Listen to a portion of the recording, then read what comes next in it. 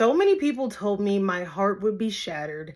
I would be mind blown. I would be disgusted and distraught, but I wouldn't be able to look away. And were you 1,000% right? Because this story is gonna stick to me for the rest of my life. Hey guys, how's it going? My name is Jemiah. This is Jemiah's World. We are here and back with another vibe check. I have not done a vibe check in so long. I literally forgot it existed, but we are here and back with it. We're gonna get into this vibe check. And this is a story that I've completed. I literally wrestled with myself to complete. I was just so distraught with the first 30 pages. I couldn't even finish it. And then I told myself, I have to finish this. I have to see where this goes. This is none other than Little Rot by Akwaeke Emezi. This is a story about a couple. The guy's name's Kalu and the girl's name is Aima. They are a longtime couple who've been together. They just recently separated, and now Kalu is going to his friend Ahmed's party, and it just spirals from there. On the other side of the POV, we have two workers, one named Soraya, one named Ola. They are coming from their town in Nigeria to this town, and that spirals from there. When I tell you this story had me thinking about so many different emotions and just how things operate in the underworld and how things operate that we don't even know or probably shouldn't know because we will be so stressed out.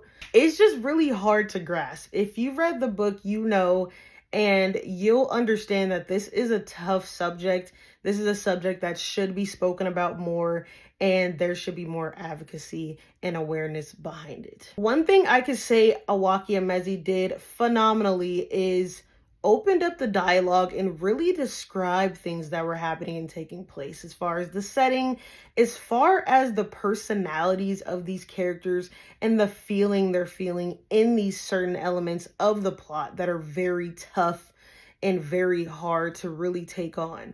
Like, she did it in such a graceful way and in such a hard and intimidating way to where it's like, this is crazy.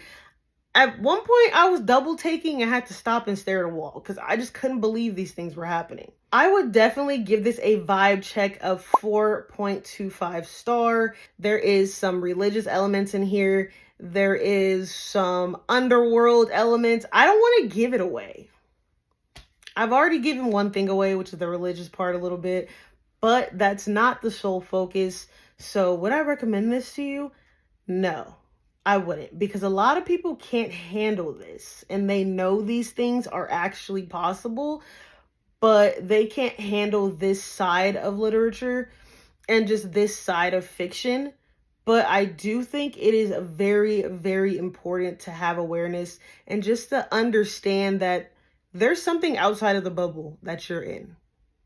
Trust. And it's very, very dark and rough. And you might not be able to stomach it. If you're able to stomach this, I highly recommend checking this out. I will definitely be getting through Akwaeke Emezi's catalog. I love her style of writing. I love how she describes her characters and how she builds them up through the dark and shows the light in the terrible things in between. I highly recommend going into this checking triggers. I highly recommend going into this with an open mind and stepping outside of yourself to hear about a different culture.